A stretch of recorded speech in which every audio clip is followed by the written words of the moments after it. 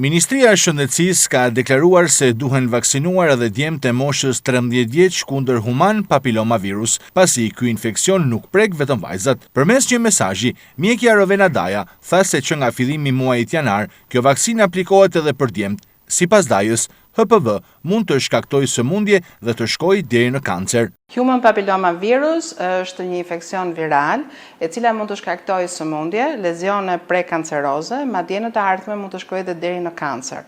Jo vetëm tek vajzat, por edhe tek djemtë. Për shkak të këtij efekti, kemi një vaksinë e cila mund të na mbrojë vajzat dhe djemtë. Për 1 nëntor 2022, në vendin tonë vaksina në kuadër të kalendarit kombëtar të vaksinimit aplikohet tek vajzat 13 vjeç. Aktualisht, që për ditëve të para të janarit 2026, kjo vaksinë aplikohet edhe tek djemtë 13 vjeç. Prindër, shkoni dhe vaksinoni djemtë dhe vajzat tuaj 13 vjeç sipas kalendarit kombëtar të vaksinimit. Vaksina aplikohet falas në të gjitha qendrat shëndetësore. Një hap i vogël sot, një hap i madh për të ardhmen. Kur djemtë vaksinohen, ulen ndjeshëm përhapja e HPV-s, redukton transmetimin e virusit tek partnerët dhe forcon imunitetin e popullatës, duke mbrojtur edhe ata që nuk janë të vaksinuar. Vaksina aplikohet falas në të gjitha qendrat shëndetësore.